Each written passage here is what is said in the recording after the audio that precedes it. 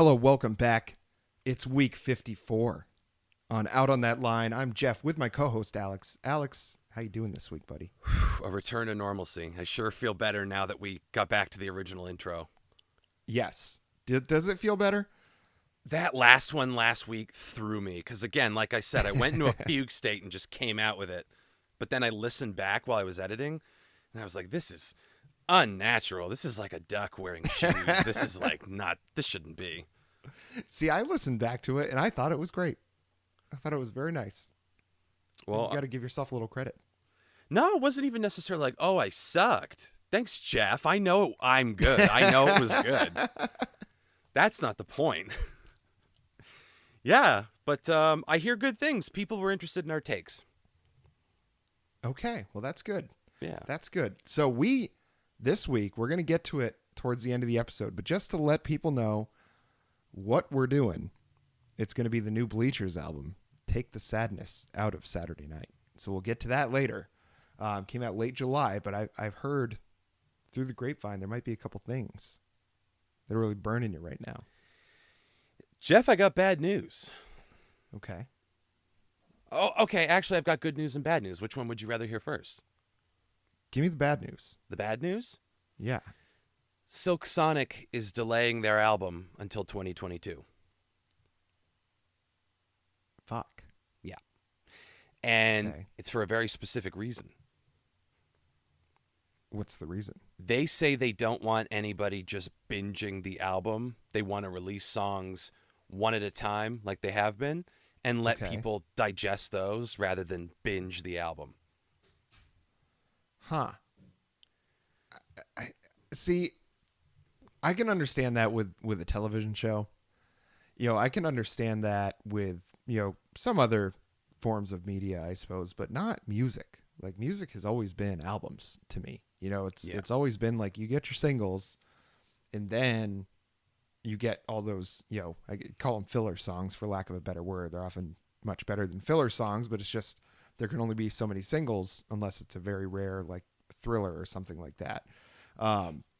That's weird that's a reason why they're pushing it back. Are they planning on releasing everything as a single from the album? No, they didn't say everything. They just said more of them and potentially a greater volume than people would normally do pre-album release. But like I'm with you because you do like 2 or 3 singles, it builds anticipation for the album. It gives you something to look forward to going in it. You're like, oh fuck, those singles were so good. I can't wait to see what the other songs are. And that's the fun, is the unknown. It's like that Pearl Charles, for example. That song, Only for Tonight, first song on her album, Magic Mirror. Fucking amazing. I heard that and I was like, oh my God, this album is going to blow my tits off. And then I listened to it and I'm like, right after that, she goes right back into like very safe, classic women in rock and roll kind of fare, like half a Joni Mitchell type thing. Yeah. Just not to say she's not talented and it wasn't fine. But it was such a letdown after hearing that first song. But that's kind of the fun of the album, is you go into it purely on the strength of the singles, wondering what else you're going to get. And sometimes it bites you in the ass, and sometimes it exceeds your wildest expectations. So I'd hate to think that they would like deplete all of the surprises in the album before it comes out. That's it. I feel like it has to have something to do with streaming. Because like, obviously, how are you going to do this if streaming wasn't a thing? Obviously when you're back in the day where like CDs or vinyl, vinyl obviously has come back, but like when your only way to get your hands on something was before like Napster and LimeWire and all these places where you got it for free, was to get the entire album at a time. Once in a while there'd be singles that you could buy of stuff for 45s for records, or those little single CDs or whatever that you get at FYE back when that was a thing. But it's just like, I guess I understand, because streaming has obviously changed things. It was the nuclear bomb in the music industry is streaming music.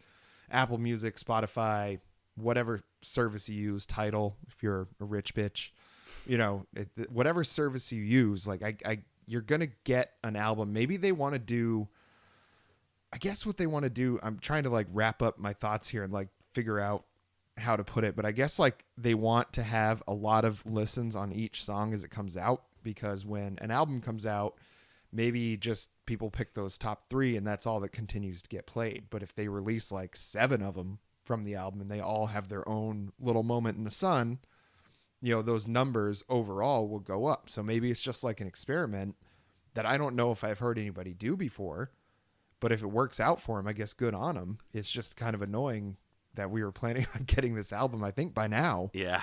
And now it's going to be 2022 at the earliest. Yeah, and they didn't even say like how far into 2022. They said they're putting the finishing touches on a lot on the album itself, but they've got stuff ready to roll. And I'm inclined to agree with you. It could be an experiment in trying to see if the tide of singles raises the ship that is the album. And not everybody listens to music like it's not uniform. Like people don't. There are some people who love music but don't listen to a whole album. They're playlist people, And then there's you and me, and like even if we weren't doing this, we would sit down and listen to the whole album and like take that ride. So I think you might be right. It might be an experiment in how viable is it to pique individual interest and then bring them into the whole. So as opposed to 2 or 3 guaranteed songs and then a mystery bag, it's 2 or 3 mystery songs in a bowl of known quantities. Yeah, and I think that makes it so that those other songs, the stragglers, the ones that didn't get their own individual release, maybe those get more plays because people are so curious what the rest of the stuff on the album is. And they've already heard everything else often enough that they're curious enough to check out the rest of it. So I don't know, maybe I can see the logic behind it, I guess. It's weird to me. I'd rather have it all at once just because I'm a very selfish individual and I'd rather just have the album. But, there's a reason that Bruno Mars has had the staying power that he has. There's a reason that Anderson .Paak seems to still be on kind of the upward trajectory because he came, 2016 was when he kind of had his big breaking out moment. So it's like 5 years is a long time, but in the music industry, it's not a long career, 5 years. He's still on his way up. Bruno Mars has been doing it for a long time. So maybe he's just knows something that we don't. Maybe he sees the field a little more clearly, sees a few moves ahead of where we can see. Yeah, and they have credentials and they bought a lot of goodwill based on their past work. So I don't think anyone's telling them what to do on this. But I will say that you give us a song like Leave the Door Open, the sexiest prick tease of a single ever. Yeah. And you're going to leave us moist and wanting until 2022? The blue balls that my heart has, sirs. The blue balls. Yeah. I mean, I can understand. I'm unhappy about it, but I can understand why they're doing it, I guess. It's going to be worth it when they let us blow our musical load all over their chests. Yes. I wonder if it's just going to be like a super long album. What if they're just going to drop a double album on us out of nowhere? All is forgiven if they do that, and it's all the quality of what's come out so far. I'll shit a chicken. Yeah. That on vinyl, I can't wait till that comes out on vinyl. It's got to be on gold vinyl, right? Gold sparkly vinyl. Yes. Yes, correct. Exactly correct. Yeah. Fuck yeah.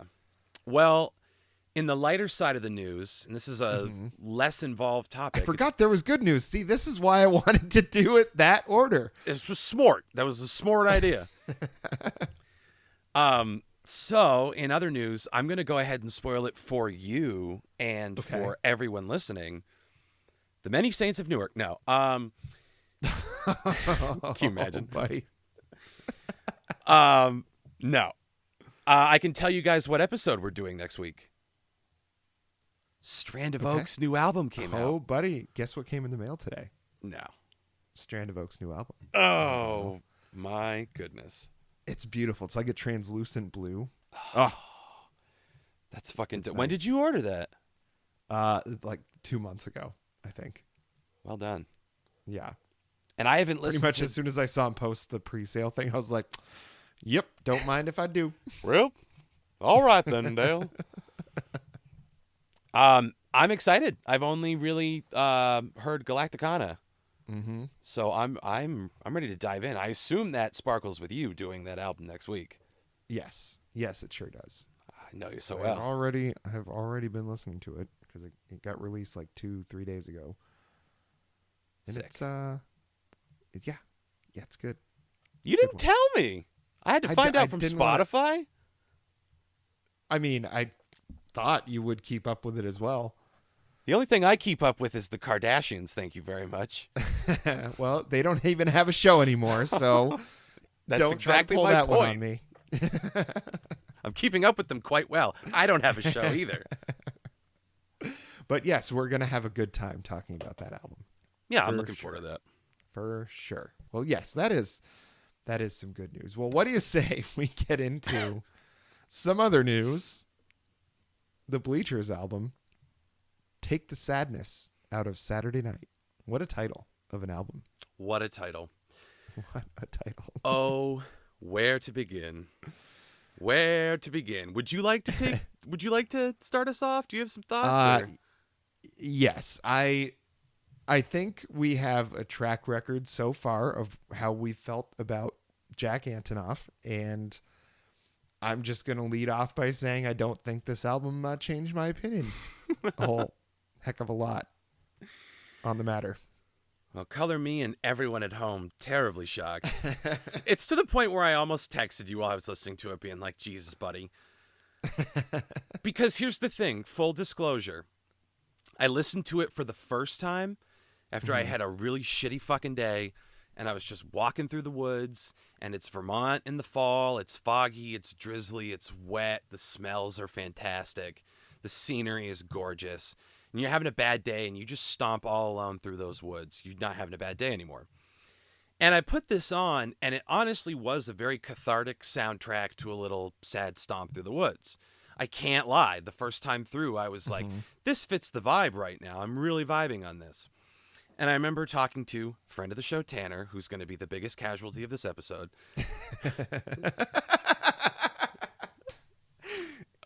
Put on a helmet, buddy. I'm so sorry. I hope you wore your shitting pants. I was talking to him about it because he spied on me at work. He's like, I see you're listening to it. So we talked about it, and I was like, yeah, honestly, I'm really liking this so far. This like hit some kind of chord with me. And I offered the caveat. I was like, I'm going to listen to it again later just to see if it holds up. Well, I listened to it again later.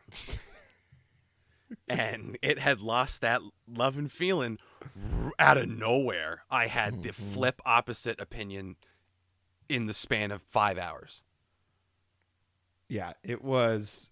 So I listened to it the first time through, and I kind of like figured out what songs I was gonna pick from it and everything. So I sent those to you this morning, and then on my way back from Houston, where I'd been the last few days, it's like a little over a 2-hour drive. So I listened to the latest Skimbo Lounge. Of course, comes out every Wednesday, folks. Make sure you keep up with that. And then also, I was like, you know what? About to record for this album.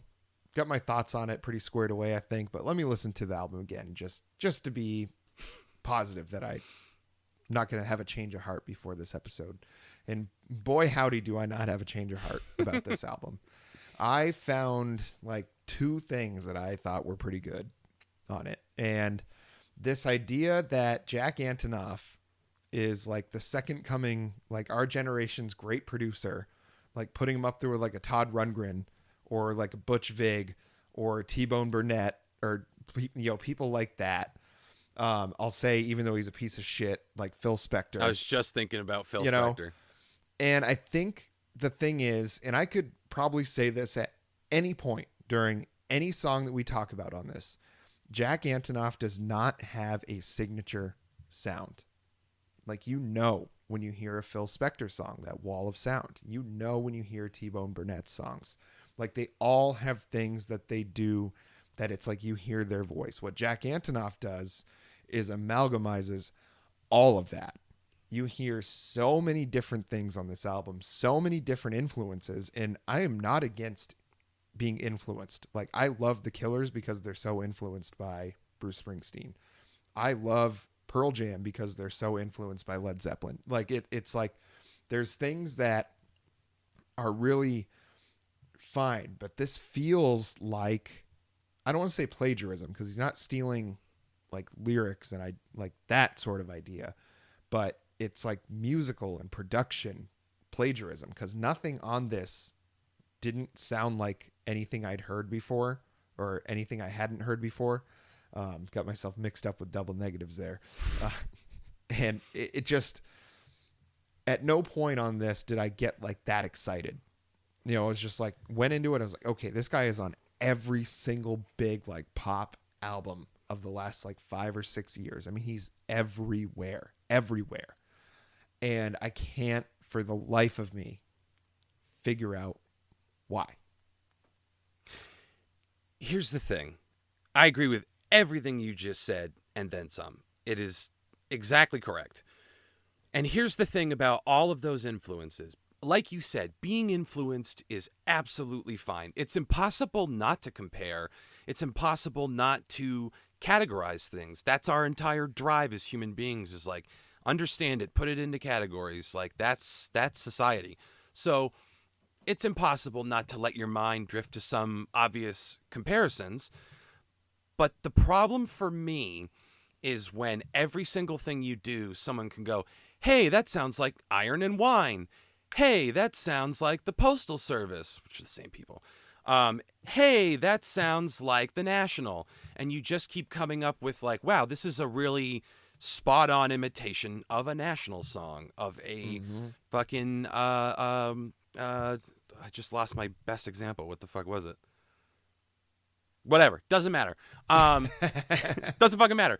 The more you sound like other people, you don't sound like yourself. You might as well just like be Weird Al at that point and just make straight up parodies. Because you don't, it's like you said, you don't have a sound. He doesn't have a sound. He's worked with people I like. He's worked with St. Vincent. He's also worked with Taylor Swift and Lana Del Rey and Lorde. And I went into Jack Antonoff with, I think, a more open mind than you.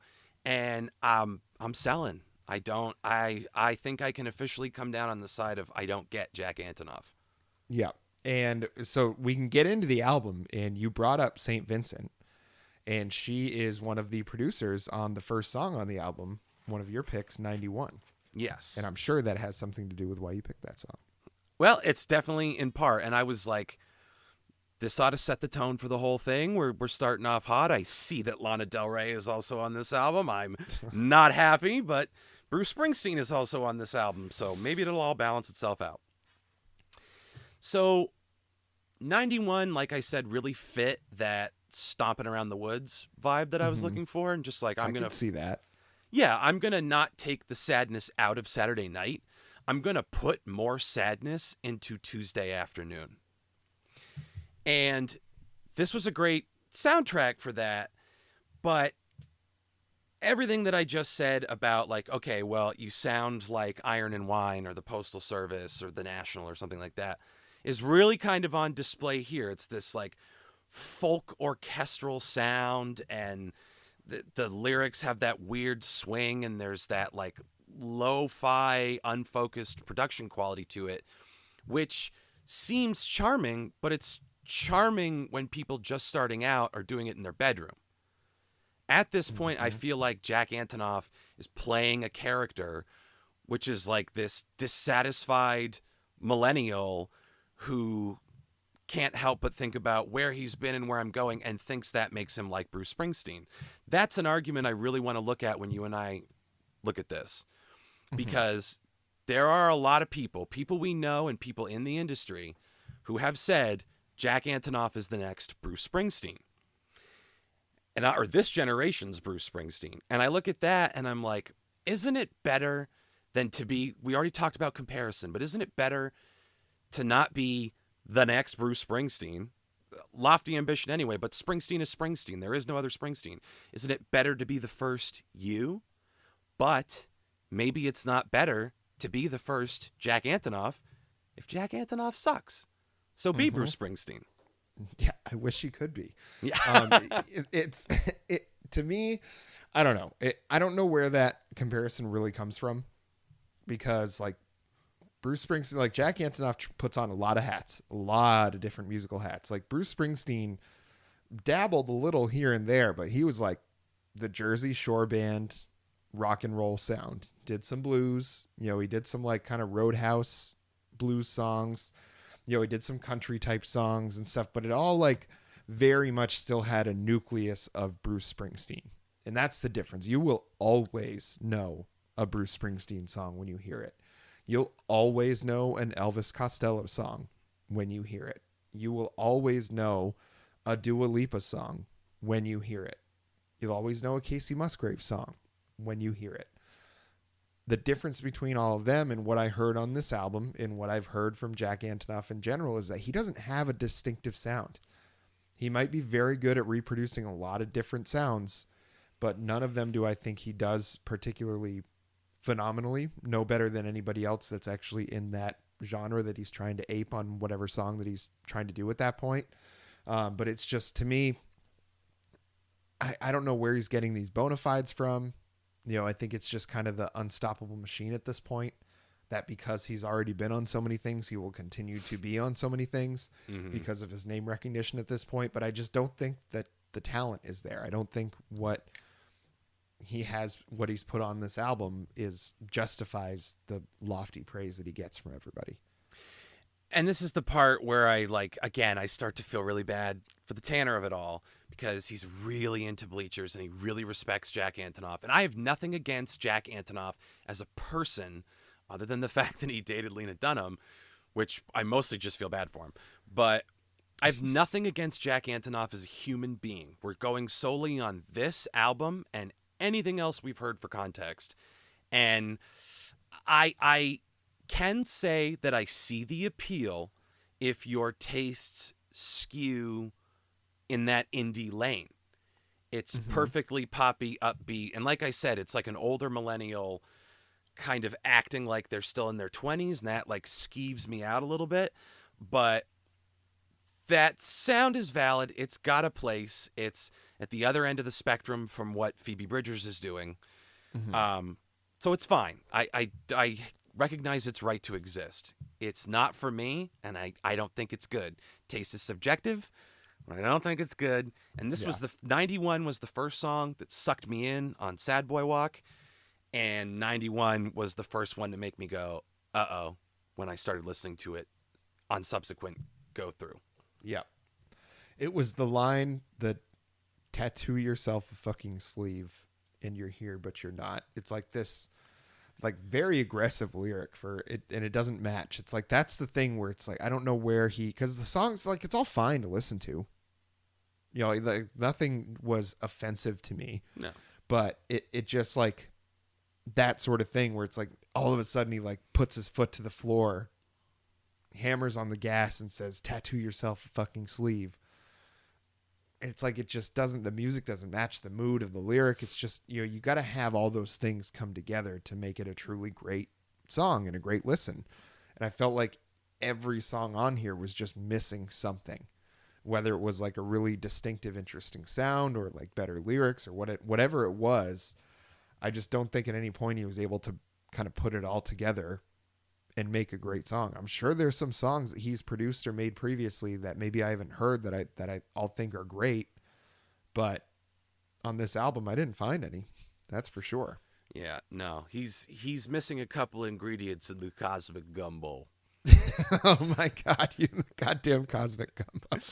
I have to get it in. It's that or Cosmic Debris, which of course we all know is a song by Frank Zappa. Oh God. Look at that. Back-to-back like references. God, I gotta hold on. Let me get this bear trap off my ankle. All right. So the next one features Bruce Springsteen, and it's called Chinatown. And I am a little upset that this song exists. I feel like the last few years, Bruce has really went full boomer, I think is the only way to really say it. I guess it's tough to remain a man of the people when you are worth like $400 million or $500 million, whatever it is now that he's worth. You know, but goddamn, like why do this, Bruce? Like why? Well, and he's out giving it he's like giving it up all over town. And the thing is, working with the Killers, that song fucking rocks. Yeah, that's a That symbiotic relationship. is the perfect marriage of Yeah. the Killers and Bruce Springsteen. You talk about the heir apparent to Bruce Springsteen, if you have to think of it in those terms, it's Brandon Flowers. It's the fucking Killers. Yep. You have no argument from me out of that because it is his own thing. The influences are clear and it doesn't bother you, because that's what bothered me about Chinatown is this is a pale imitation of a Boss song. It's like my note says, it sounds like The National tried to record a late 2000s Springsteen song on SoundCloud quality. It's just like it's a pale imitation. Yeah. I don't know, man. This was a tough listen for me. This song was particularly bad. I don't know. Bruce just, I don't know if he's lost his touch, because like the albums were, I mean, Letter to You was a banger of an album. So clear, I mean, he's still got it left in the tank. I mean, that was less than a year ago that album came out, or maybe a little more. I don't remember, but no, it was less than a year ago. It was like the end of last year, right? Yeah, it was. I think we did that in the winter of 2020. Yeah, so that's, I mean, he's not far off from having created something great, and I wonder how this happened. Like, and to me, the Killers having Bruce Springsteen is probably like, they were probably geeking out, like that they got to record a song with Bruce Springsteen, because they're clearly, at least Brandon Flowers is a huge, like, admitted fan of Bruce Springsteen. And you hear that music like coursing through the veins of the Killers. You know, they've made it their own thing. I will always remember a review. I can't remember if it was in Rolling Stone or Pitchfork or wherever the hell I read it. But they were reviewing, I think, Sam's Town, the Killers album. And they said that the Killers are a neon Springsteen fever dream. I buy that for $1. That absolutely makes sense. Yeah. I mean, that's what it sounds like. And it's just like, it felt so connected and right when Bruce did that song with the Killers. And it just felt so out of place and forced doing this song on this album. I don't want to say it sounds like he did a jingle for Dunkin' Donuts, but it had that energy of him lending his credibility to something that is far beneath his legend and far beneath his talent. Because Letter to You is the only thing I could think of. I'm like, buddy, you don't have to do this. And then you try to figure out why he would do this.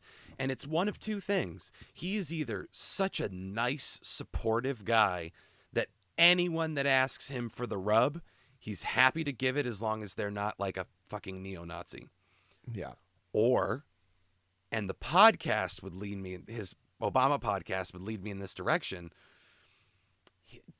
Bruce may have more of an ego than you and I are aware of, and oh, yes. Motivating him to stay in the spotlight when other legends might kind of cool out a little bit.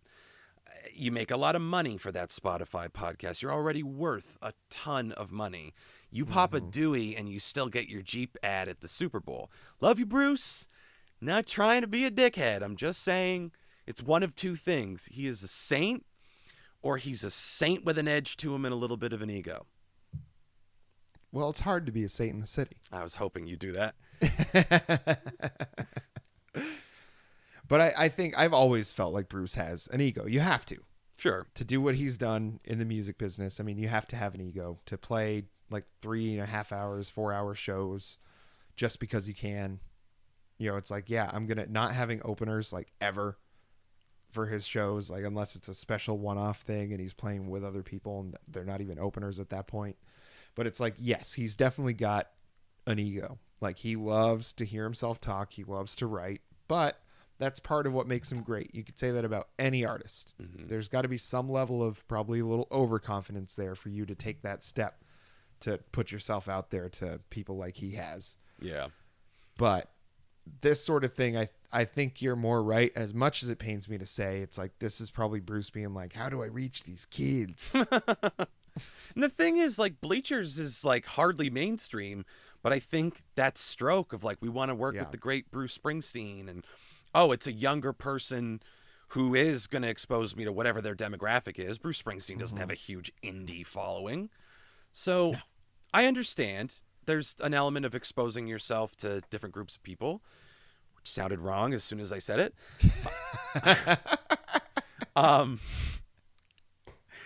But and to be clear, I think he's probably egotistical in the sense that, like everything you said, you don't get that good and you don't perform at the level he has and do the things he does if you don't know you're the shit.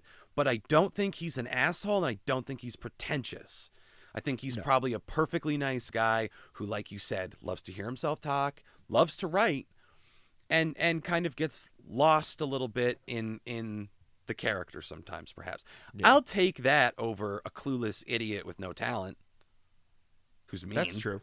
Yep, that's true. Which That's I'm not true. saying Yeah. Jack Antonoff is that.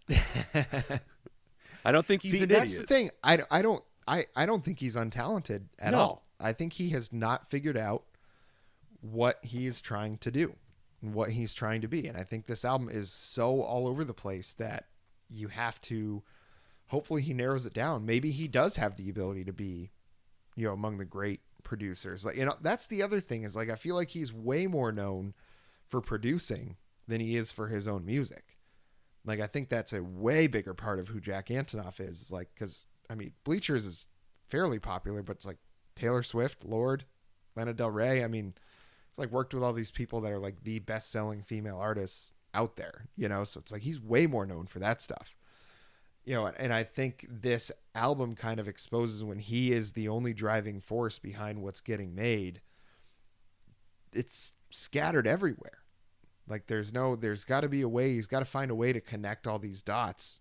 And maybe he does have an opportunity to be on that pantheon. But I think he's much more known as a producer. So like comparing him to Bruce Springsteen, who is primarily known as a great songwriter, has done some production, but I can't think of one off the top of my head. I doubt anybody listening to this can think of anything he's produced that wasn't his own music off the top of their head.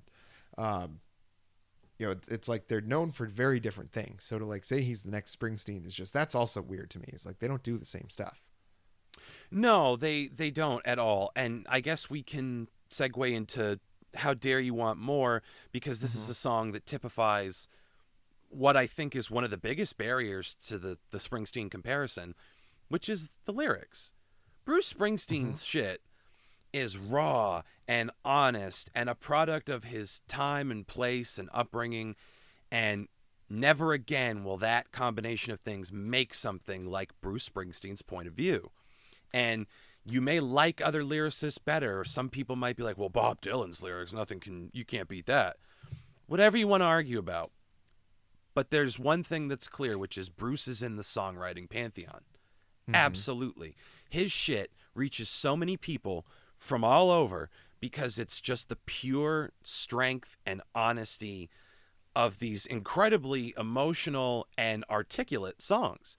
He doesn't bury the lead. He's telling you exactly, we're in a fast car, we're getting out of here, this town sucks. I know you're not really coming with me. We'll get to the county line and we'll turn right back around. But for tonight, we're fucking rebels. And everyone can relate to that, and he says it in a beautiful way.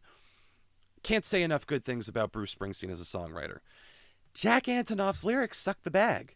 Half the time they don't mean anything. Half the time they repeat themselves too much. Half the time it's unclear what's being said. And if you're like, well, then you're a dummy because it's right there in black and white. I don't know what else you want.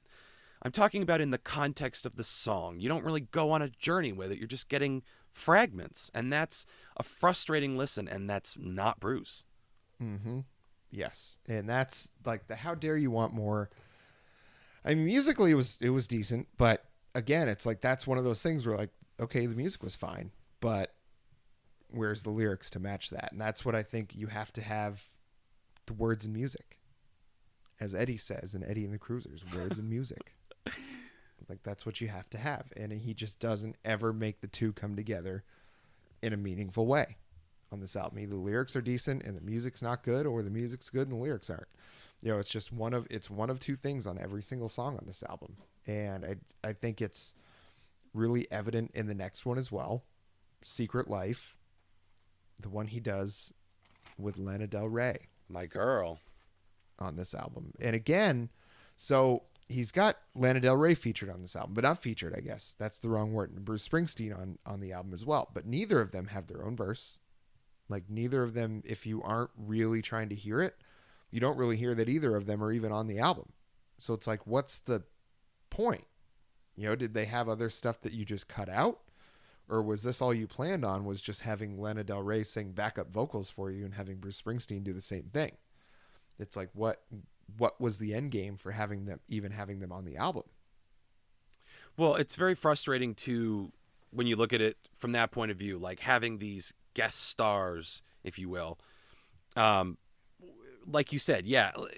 I'll go back to my example of Grandpa's Spooky Halloween Party from Plastic Hearts with Miley Cyrus. Billy Idol splits that abortion dead down the middle. Like, they are equally liable for that piss song. And that's like an appropriate deployment of your guest artist. Share it. Make it a true, like, duet. Let them do what they do best. And Bruce Springsteen is fucking fading into the background on Chinatown. And Secret Life, Lana Del Rey might as well be a fucking Beats machine that's just been tuned to sound like Lana Del Rey. And here's the thing. That's not even me shitting on her, because hot take incoming. If Jack Antonoff had nothing to do with this and this was a Lana Del Rey song, it would probably be a Lana Del Rey song that I like, because it's got a message about boredom and kind of being over, like, the chase is so interesting in a relationship, especially when it starts. And then it burns brightly, and then over time, you kind of sink into that complacency and that boredom or whatever the fuck. That's the story it's telling. And that's a desirable place to be, where, like, normal is. What's our baseline? Oh, it's a night Netflix on the couch. Everything's settled. That's a perfect idea for Lana Del Rey, because that's pretty much all she's got in the tank. And the way the song sounds would lend itself to her bored-ass voice. Jack Antonoff sounds bored as shit. The song's too fucking slow. But I think if you put Lana Del Rey solely in the driver's seat of that, I wouldn't hate this song. I would have to give Lana Del Rey a lukewarm thumbs up. Yeah. Well, maybe that just means that he should just dedicate himself to being a producer. Yes. If a song that he writes would sound better with someone else doing it, I understand why he wants to do, like, he wants to express himself, I guess. But I suppose as long as he has success with the producing, his Bleachers can be his little passion project, but it's just like, to me, this album doesn't come together at all. There's other albums that I thought were way worse. It's like, this was a big old nothing burger of an album for me. And honestly, I'll go a little step further and say it's not good. Like, it's not bad, but it's not good. It's again, nothing against Jack Antonoff as a human being. Jack Antonoff is not untalented. Jack Antonoff works better as a producer than I think his own artist. I think, from what I can gather, he loves working on other people's shit as much as he does his own. And that's a good thing, because if he was like, no, my own shit, Bleachers is my real passion, and producing just pays the bills or something, that's a tough position to be in, because I'm sorry, but the quality of Bleachers, to me, is in question. I guess I have to go back and listen to old stuff. Even Tanner said, he's like, the new one is not as good as the old stuff. This is their third album. I'm willing to go back through those first two. I really am. I'm a fair man. But I fear the journey. Yeah. And I mean, I guess I can understand that too, because it's like, to use that example that I don't think I've ever brought up this band on here before, but Coheed and Cambria has a lot of albums, and there's a few albums that if somebody was new coming into it, they'd be like, what the hell is this? Because they really aren't as good as the other ones. Like Year of the Black Rainbow was not as good an album as the rest of the Amory Wars series of albums, so I feel like maybe this is because they were already fans of it. Tanner and Zach were already fans of it. They were going to like this no matter what, because they already liked Jack Antonoff. Like, I have very much not liked really anything he's done. And I think I heard the one Bleachers song before, like, I Want to Get Better or something like that. It had the girl from The Office that played Donna in the music video. Donna? Not The Office, Parks and Rec. Oh, Retta. Okay, I was like, there's no Donna in The Office, is there? Yeah, I had the wrong NBC sitcom.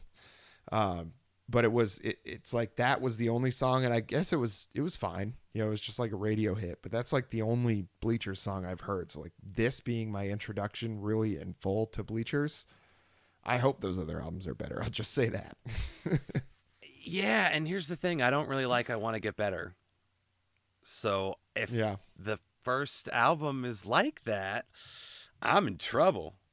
Yeah, I guess we'll see. I guess we will see. But the next song, honestly, I think was the one that I liked the most on the album, for whatever that's worth, is "Don't Go Dark." Yeah. I agree. That's why I picked it. I think it was a pretty blatant attempt at a Springsteen-esque sound. It's got that, especially that big choral swell. Don't go dark. Like he does that kind of Bruce wail to the heavens moment, which that's an appropriate deployment of your influences. It's to borrow a trick like that and deploy it in one song of homage that you're doing.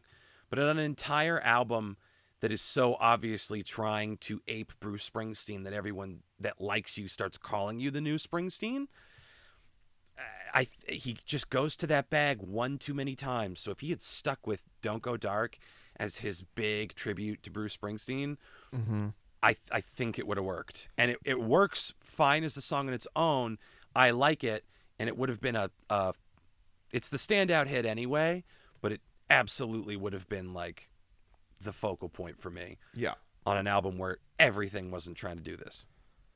Yeah, and I wonder like what, because like this was in comparison to the other ones is I think why this one seemed like a really good song, because in reality I think it's just like okay, but it's like I wonder what his thing is musically, like what is his stamp going to be that he does with Bleachers, because this album was just all over the place. It felt like a pinball that just never stopped hitting the bumpers. You know, it just was like going one direction, then the other, you know, and it just never seemed to settle into any sort of groove. And I guess if that's what you're going for, that's fine. You nailed it. But to me, that does not a good album make. I think it has to have, like we've talked about so many times, it doesn't have to have an overall concept, but it has to have some sort of storytelling throughout, that's a thread throughout the album, whatever that might be, whatever that might mean to you. There has to be some sort of continuity that goes throughout the album, that it makes it feel like those songs are cohesive and belong together. And I don't feel like that at all with this album. I feel like none of these songs really go next to each other, none of them coincide with each other, and it just felt like from one song to the next I was just getting a completely different experience every time, not in a great way. And yeah, and if you want to talk about like one unity, it didn't come from the sound, it came from the subject matter. It's all just kind of like half-assed references to like, I've got a case of the Mondays. And I know that's really harsh, but that's how it comes across. And you talk about a unity. It doesn't have to necessarily be a thematic unity from a storytelling standpoint, but true unity of sound. I know you're not a fan, and your mileage may vary to the listeners out there, but Steely Dan, they were not rock stars, they were composers. As friend of the pod Andy said, Steely Dan is an aesthetic. And I think that's absolutely true, because Donald Fagen, and I have a singles video coming out on Steely Dan, so all of this is a repeat of that. But Donald Fagen was like, I don't like my voice, I don't want to sing. And fortunately, he took those duties over because he's got such a distinctive voice that's perfect for their sound. So even when they're doing something like a calypso, or they're like trying to do hard funk or something like that, it's unmistakably Steely Dan. And if you hate Steely Dan, that's a curse upon you. But if you love them like I do, it's a feature, not a bug. It's what they do best, is creating the Steely Dan aesthetic, and it delivers every time. Yeah, I would say the same for like Dire Straits, somebody like that. It's like everything you hear, it's got that common thread. The subject matter changes, but you always know what you're listening to. And while I think, artists need to evolve and change and everything, if they lose what at the core made them a good artist, they're going to lose being a good artist completely. And I think you can't serve so many masters in one album with like, I need to have this song in here and I need to have this sound and I need to use this instrument and I need to have these lyrics. And it's just like, it felt like he didn't go with where the album was trying to take him. He just forced it to go where he thought it needed to. And I feel like he just made a lot of wrong guesses. Here's a very damning thing that just occurred to me. In this episode, we have tried our damnness to talk about anything but the album and the song, other than in like broad generalities and then tangents about Bruce Springsteen and Steely Dan. Like, we have unconsciously looked for every excuse not to talk about this album. And I think that says it all. Yeah, it sure does. So let's get to the last song that we picked on here, was Strange Behavior. Now this one, I don't really know why. I just had to pick one, I guess. You know, like I don't have a lot to say about this one, because it's like, it was all, other than Don't Go Dark and Chinatown, those were the only spots on the album where I like really felt like I could dig in and listen. I mean, didn't really end up liking either one that much. Don't Go Dark certainly more, but like Strange Behavior was either this or there was like three other. It was not a long album either. You know, it was only like an 11-song album or something like that. So we're picking over half the songs to do our regular amount. So like Strange Behavior, I just didn't think it was a good song, but I was like, I got to pick one, I guess, because none of the rest of these are any good.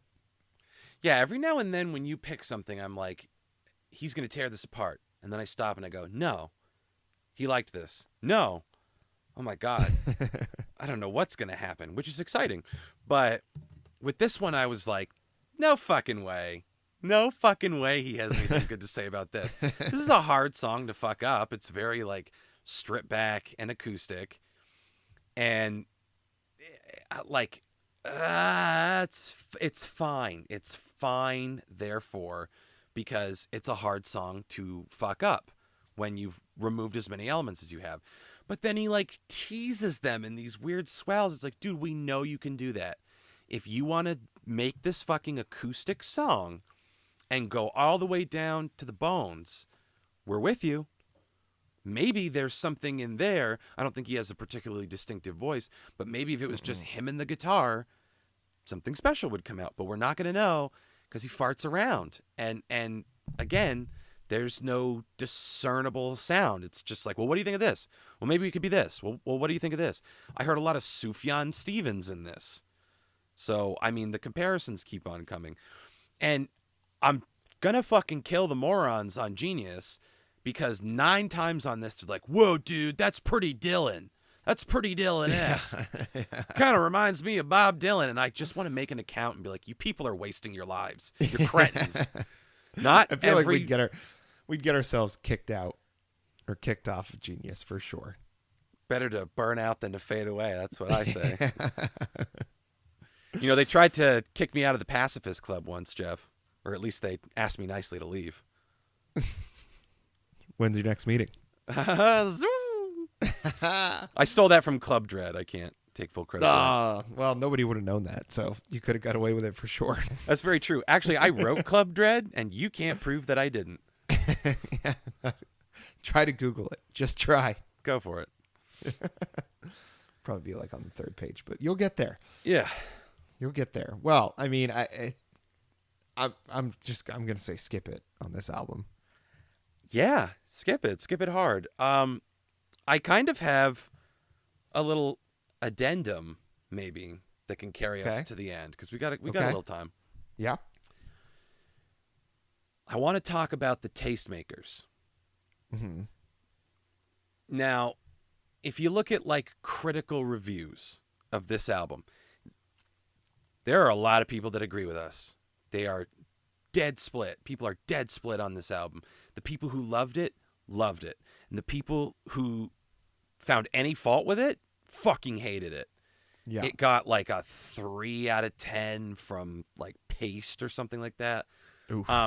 And then you have to ask yourself, how much do you give a shit about what a music critic has to say? Do you trust, because you're not going to take their opinion as your own, but do you are you interested in their analysis? Do you trust it if you don't know the thing that's being talked about?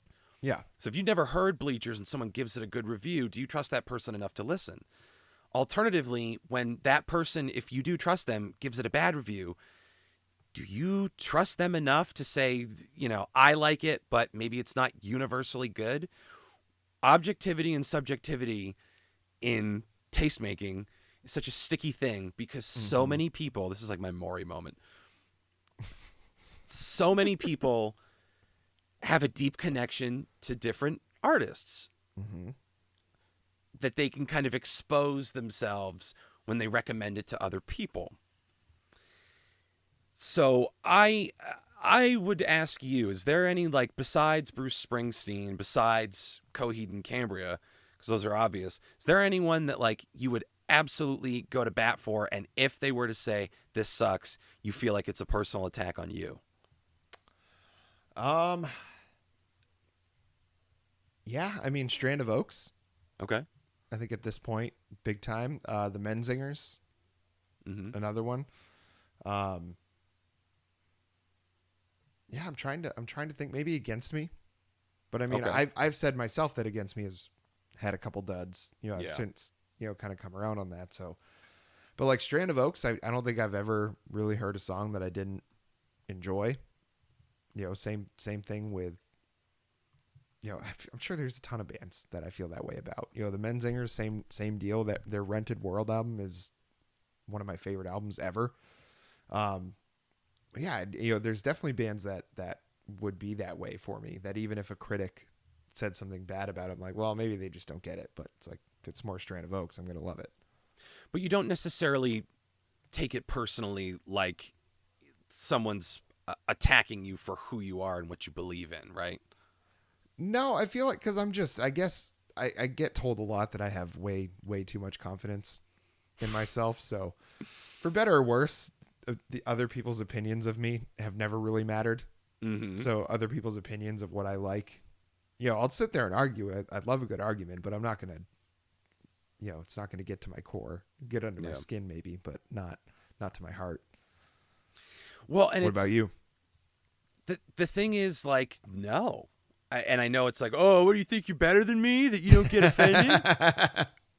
I do not get offended by people not liking something or not understanding something that I really like. Remember, I am a fan of Frank Zappa. And one of the funniest tweets I ever saw was, gotta hand it to Frank Zappa, nobody worked so hard as sucking as he did. That's very funny. And it's steeped in some truth.